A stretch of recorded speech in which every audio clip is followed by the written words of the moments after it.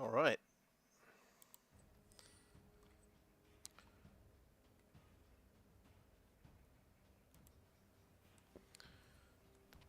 All right.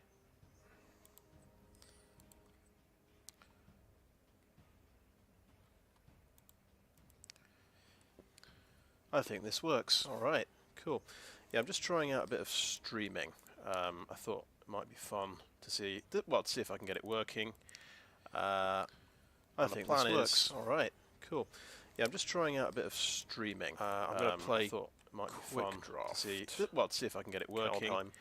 And I'm just listening to myself speaking, which is really off-putting, right? We're just figuring out a few things as we go. Right. Okay. Now, we've got enough gold to do one more draft. I have just read another draft guide. I thought it's a new day. Let's look at another draft guide and get another opinion. So this one is on cardkingdom.com. And it's by Kenji Egger Shearer.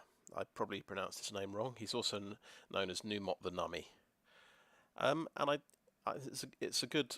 it's a decent guide, but it's I'd say short and sweet compared to the other guides. The other guides are pages and pages and pages of different cards. So he's just gone over the mechanics and the best sort of payoff cards for each sort of draft archetype.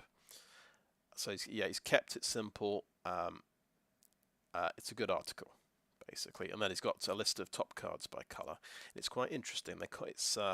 He's got quite a different point of view on the strength of the different colours. So I've looked at four or maybe 5 different guides so far, and they've all had different opinions on what the strongest cards are. So Numot the Nummy believes black is actually quite strong, whereas the first guide I read said it was the weakest colour. So just as an example there. Anyway, let's get this started.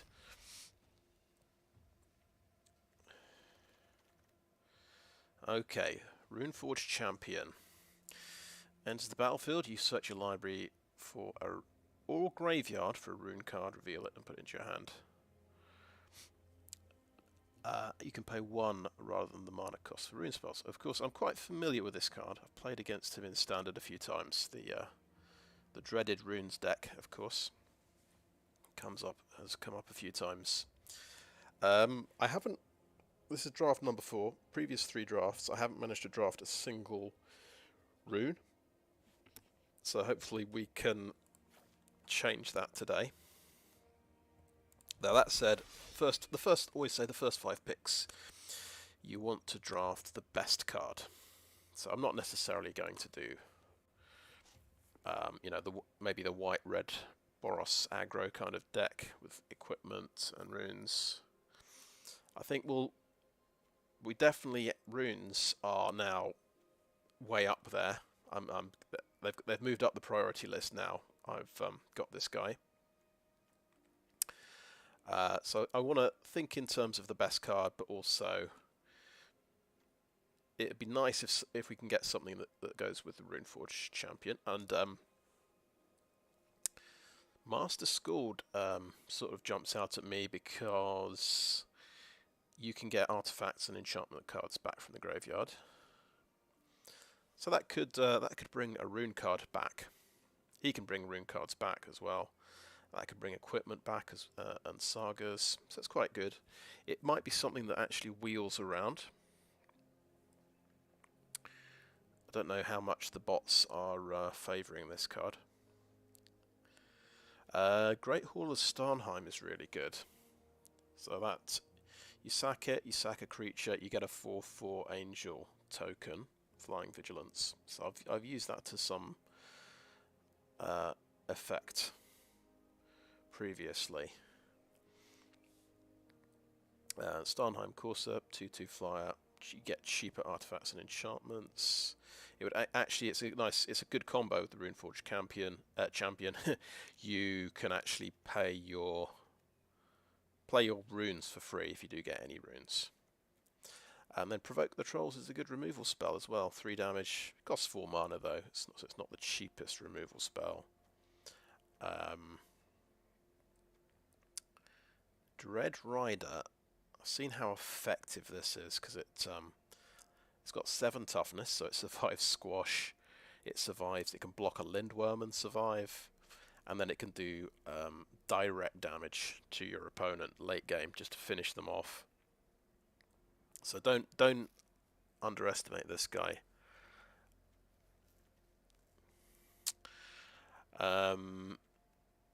So there's some good cards here. I'd say it's between Dread Rider, Bind the Monsters, good removal card, good cheap blue removal.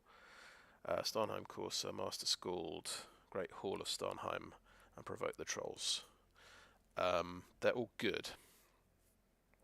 I think the obvious choice though is Starnheim Courser, just because it goes well with the card I've already got.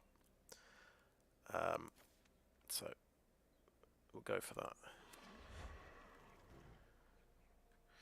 Any runes available?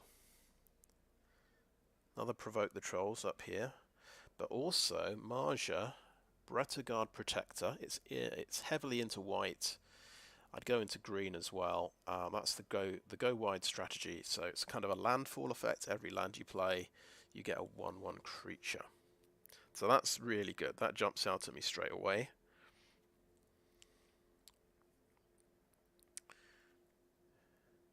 Decent black removal card there. Raven Wings, I think I rate Raven Wings in this set. It's pretty good. I think, yeah, we definitely go for Maja. So we're looking at probably white and green.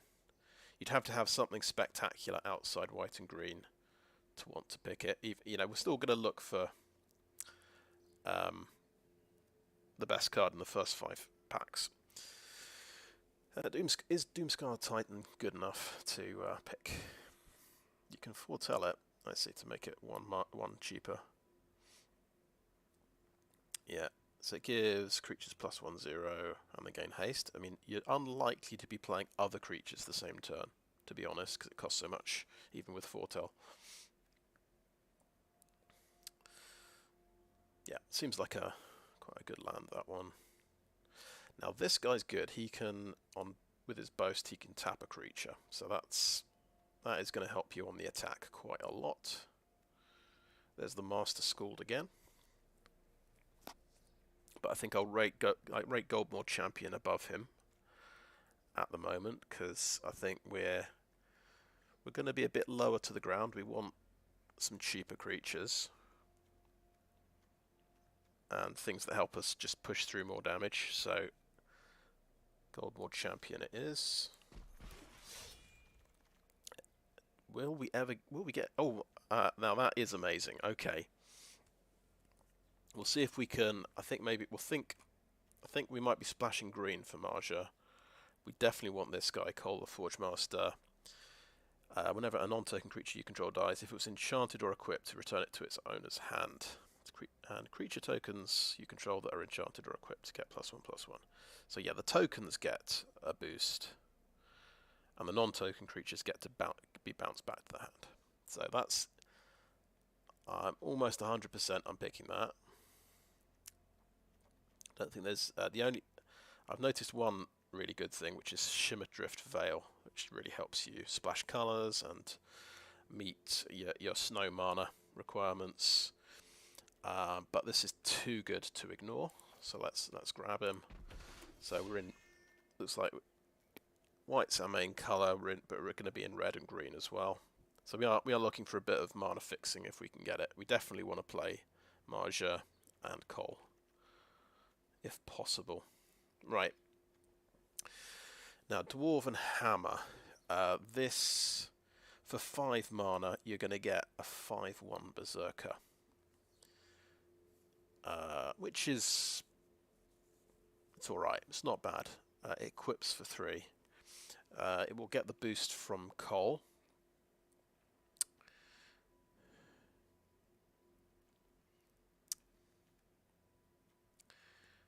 I think King Harold's Revenge is quite good as well. Quite a good breakthrough card. That can force your opponent to chump block with something. And a black-white land there. I think we'd take the Dwarven Hammer. We don't have any snow mana requirements yet, so maybe we can just ignore the snowlands for the most part. Okay, that's the white-blue land.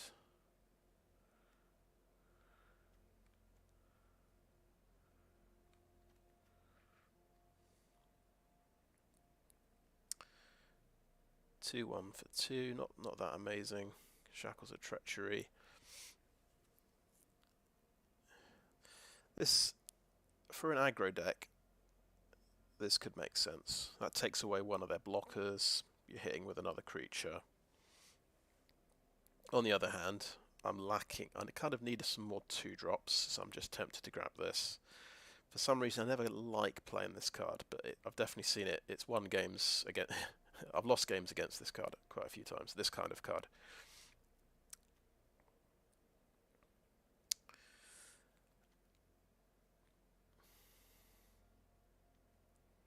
As you can see, we've already got 4 cards in the 3 slot. I'm sure another Shackles of Treachery will swing around. I think I just have to take a 2-drop now. Right, first of all, red-green land. And also, Shimmer Drift Veil as well. And I think we're going to have a tough choice here because I do see Dwarven Reinforcements giving me the creature tokens, which are going to get boosted by Koll. I might rate that below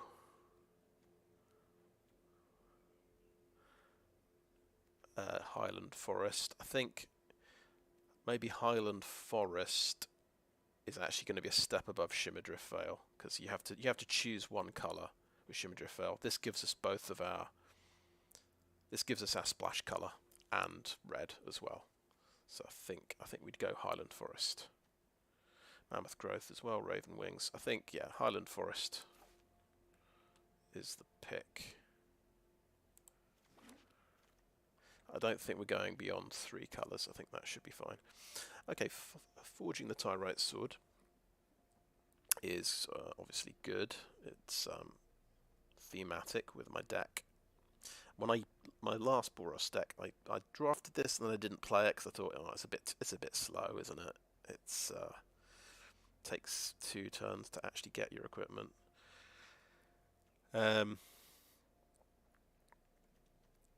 So I don't think it's absolutely crucial to get this. I think I'll get an Alpine Meadow, so that's red and white mana, and it's if I do have something that needs snow, like a Frostbite, then that's going to make that stronger. Okay, here we've got Provoke the Trolls has come back around. Dread Rider as well. I don't think we're splashing black for it though. Maybe you could. Yeah, these are quite big creatures for 5 mana. He can make treasures. So I think we'll go for the removal card here.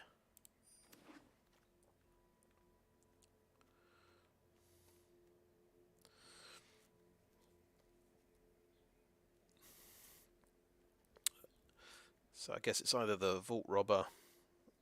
I actually played him in my last deck just to fix some mana.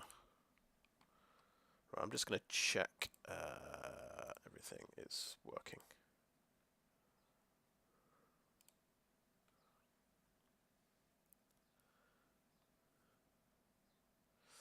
Okay, yep.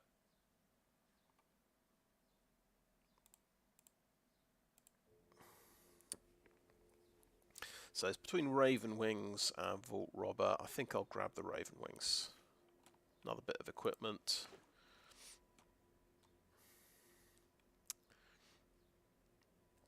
Nothing here particularly good. I don't think Invoke. I think Invoke the Divine. Just pop it in the sideboard. Probably won't play it. Same for this one.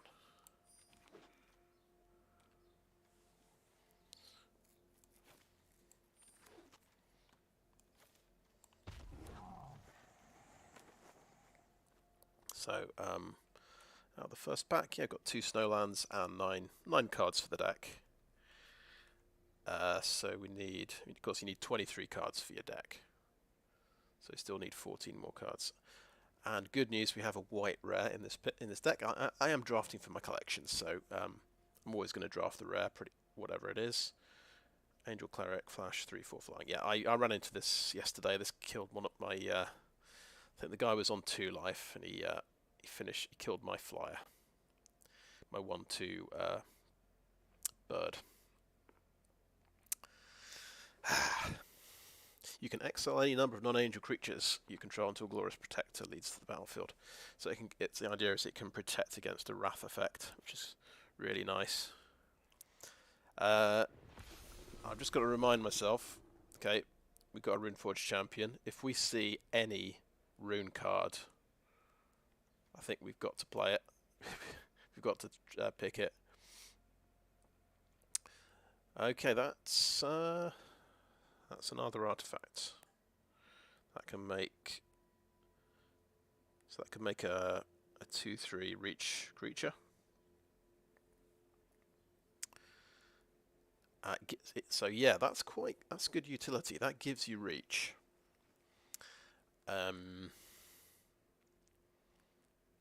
That's quite tempting. This card, unfortunately, it's blue-black. Entering maintenance soon, great. This is a fantastic card, but I don't think we can splash for this. I've already made a deck that had 2 Trickster's God's Heists, and it was quite fun. Right, other options. Battlefield Raptor is good. It's a flyer. Obviously, I can equip it up. Valor of the Worthies, an aura, which is something else that works quite well with my deck. Yeah, he only works with runes. This guy works with creature enchantments or equipment. Ravenous Lindworm is a really good card in this set. But we could get another Snowland. We want to avoid double green. I don't think we can. Unfortunately, we can't go for try and eat up all the Lindworms we can get. But that said, I'd like having more equipment. Elven Bow. I think we can splash for Elven Bow. We can just about manage it, I reckon. Kaya's Onslaught. Morit of the Frost. Yeah, this is a really interesting shapeshifter. It's like a clone for 5 mana, but it's 2 +1/+1 counters bigger. Now, Numot the Nami in the guide today, he rated Kaya's Onslaught very high. You get, because yeah, it's an instant double strike +1/+1, and I've just overlooked this card in drafts so far because I don't really play combat tricks that much. You might have a good point, but and maybe it's actually better than Iron Verdict, because that was the other card that caught my eye there. It's 5 damage to a tapped creature.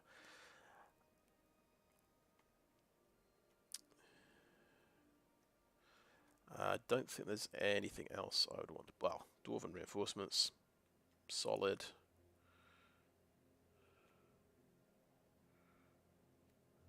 Snow-covered forest is quite good.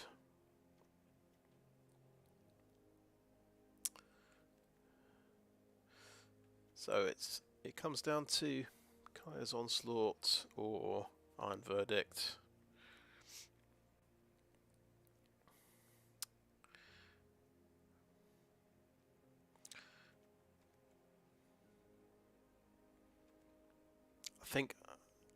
I hate to say it, I'm still not convinced about this.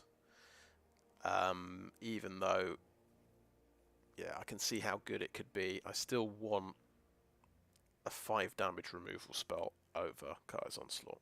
So I'm going to take Iron Verdict. Okay, that's an Elvish Warmaster in green. We are rare drafting. We are going to draft this card. He's a human warrior. The I suppose we do have one elf. Okay, I am going to draft this, but yeah, we might not play it, to be honest. That's the best. Oh, no, no, I thought that was a different card. Okay, that's still pretty interesting, but it hits both players. So, forging the Tyrite sword there, Axgard Cavalry, run amok. So it's between Axgard Cavalry and forging the Tyrite sword. We do now have quite a few artifact cards. So we've got the Bow, Raven Wings, Dwarven Hammer as well. This, which makes this look better, and it's giving us treasure tokens to sort of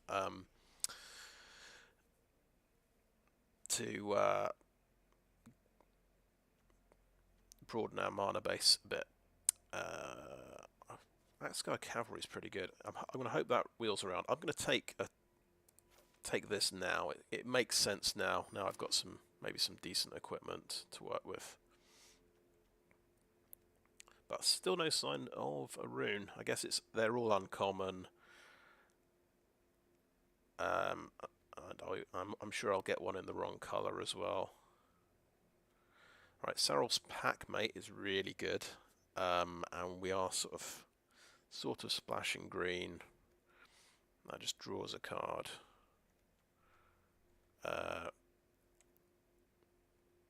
That fits the sort of aggro kind of deal that we've got.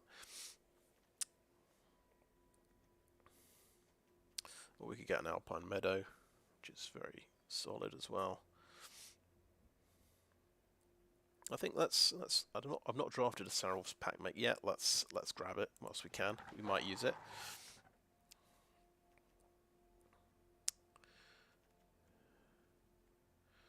So that's black green. We've talked about Master Skald earlier. It's potentially a pretty good card. This one's got reach, which is quite good.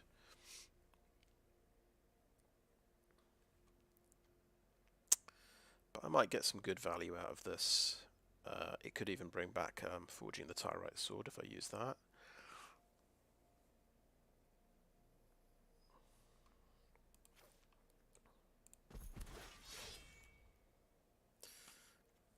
Okay, Goldmaw Champion we like. We can have another copy. Yeah, we probably prefer that, even though our 2-drops are looking a bit iffy. Let's get, yeah, Goldmaw Champion. Divine Gambit is interesting, isn't it? Exile something and they can put a permanent from the hand onto the battlefield. I feel like 9 times out of 10 they're going to put a Ravenous Lindworm into play. But I suppose it gives them tempo advantage rather than card advantage. Sort of interesting. Other options. Oh yes, Story Seeker is definitely good. A good guy to equip up. I'll take that over the Divine Gambit.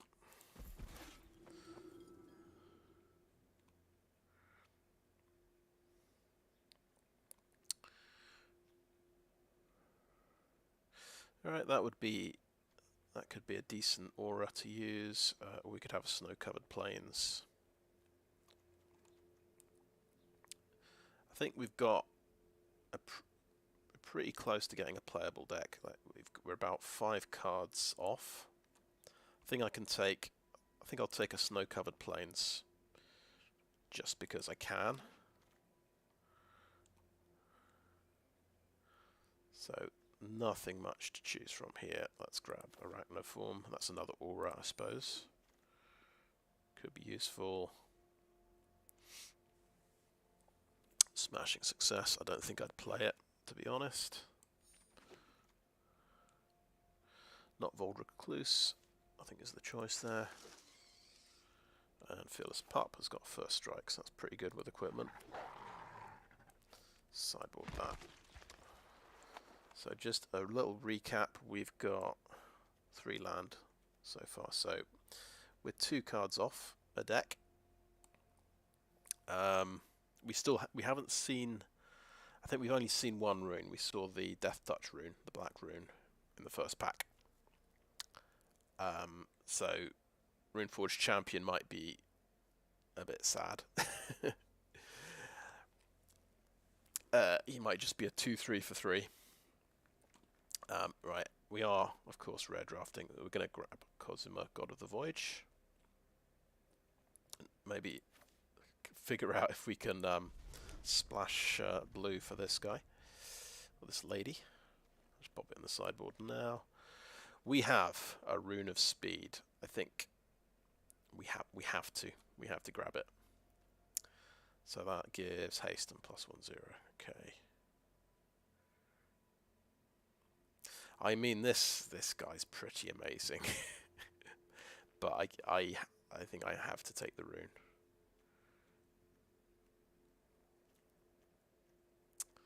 Okay, get the rune. We might not see another rune. Oh, right. Well, we're going to take this rare. Sure.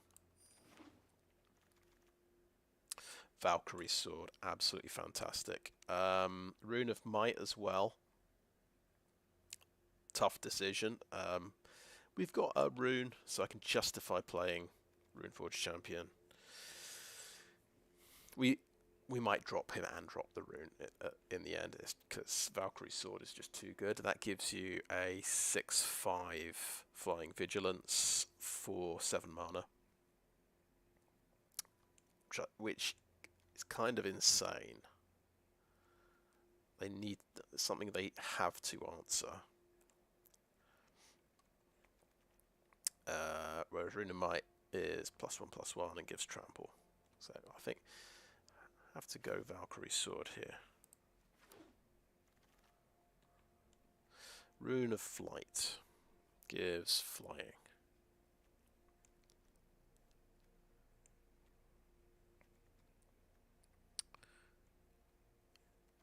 I'm going to go for it. Sure. Maybe we can splash for Rune of Flight.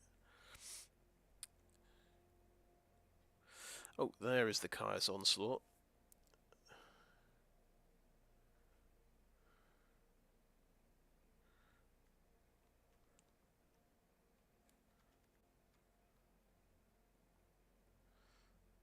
Hmm. 5/5 for 5. Not bad, Mammoth Growth. So let's see if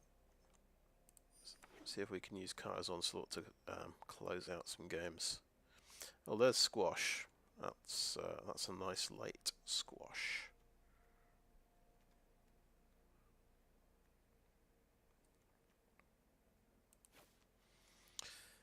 And I think if we can drop the green from the deck, that's going to make it a bit more consistent. But we'll see. We'll see how much white and red we can get.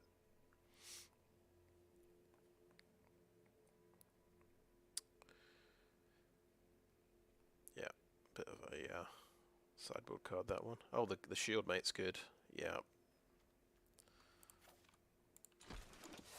Nice 2-drop.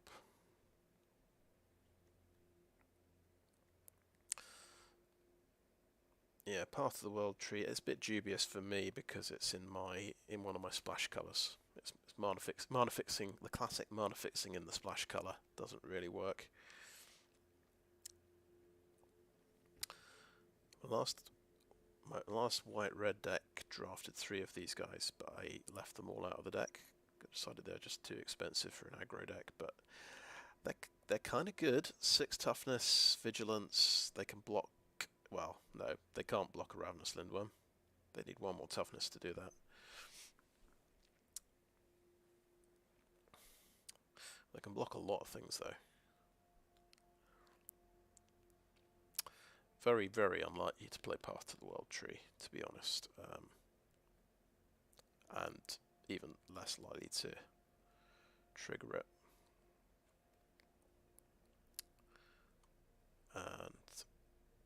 And there's a Shackles of Treachery as well.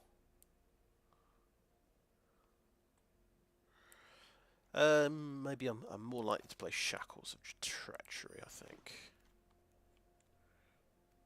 Okay, nice 1/2 flying first strike is good. I think we grab that.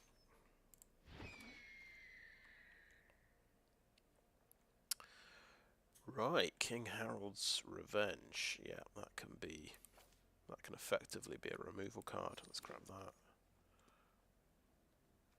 Okay, another Fearless Pup. I'm liking all of these first strikers with my equipment. Arachniform. But I think I'll take Scorn Effigy. Just a filler creature. Sideboard that. Sideboard that. Okay.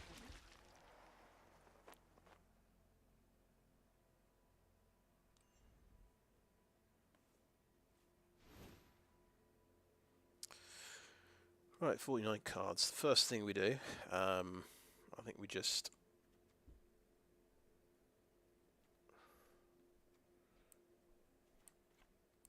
drop all of the green cards. Oops.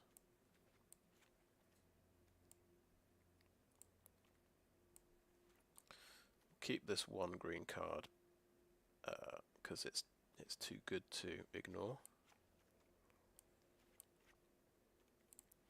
The other green rare, it seems like an elf card. Yeah, it works with elves, so it's not we're not really an elf deck. Don't think we've got any elves. In fact, this guy's a human warrior. How many elves? None. Okay. Yeah.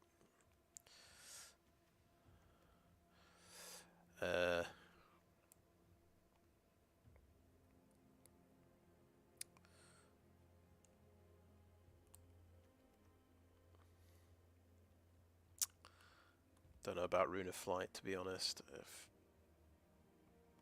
that could just clog up on my hand. When I draw it early, can't play it. Let me drop it.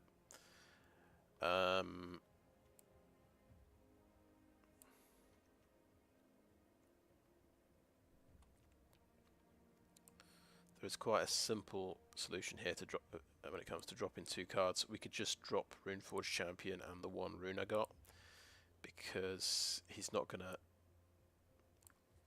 If I draw that rune first, it's not gonna work. He's not gonna give me any. He's just a 2/3 for 3. So we just, I think we look at what the deck looks like without Runeforge Champion. Are we going to improve the deck by adding a Runeforge Champion? I mean, Immersturm Raider looks pretty bad.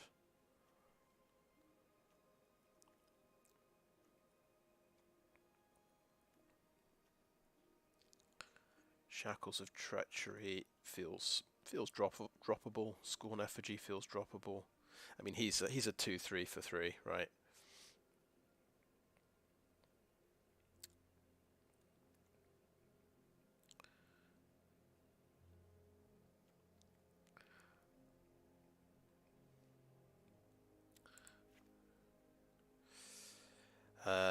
What else is droppable? I think I like the Tyrite sword. We were saying, yeah, I'm going to try Tyrite sword this time. It's either Shackles of Treachery gets dropped, or the Immersturm Raider, who's a bit uninspiring. It means dropping a 2-drop, but I guess. Do we have any foretell cards? Yeah, we do have a couple of foretell cards, so these can be basically the thing you do on turn 2. So I think, yeah, we can drop an Immersturm Raider, and we'll put Runeforge Champion back in with Rune of Speed. Now, is there anything I could drop for Rune of Flight? Anything that seems very bad? Could drop Shackles of Treachery.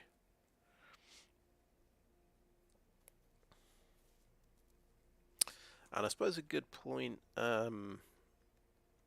Runeforge Champion. You can search, it's not just your library, you can search your graveyard for a rune card. So you can bring back the Rune of Speed. I guess the card you would drop, right, would be Raven Wings, wouldn't it? That's kind of a like for like.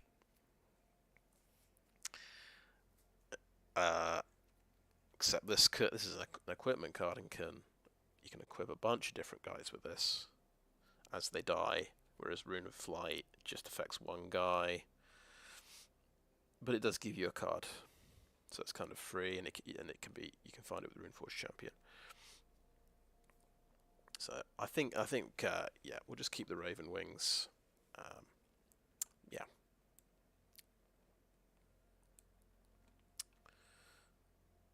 Yeah, seems solid.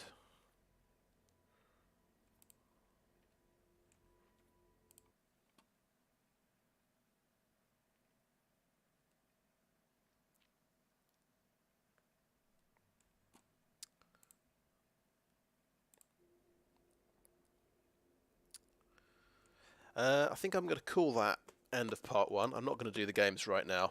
I'll see if I'll try and stream them probably in a couple of hours. But anyway, I think I just checked the stream. I've had 1 view, so yeah, if you're actually watching, yeah, tune in again later, and I might do the games. Otherwise, check out my YouTube channel. They should be up soon. All right, thank you.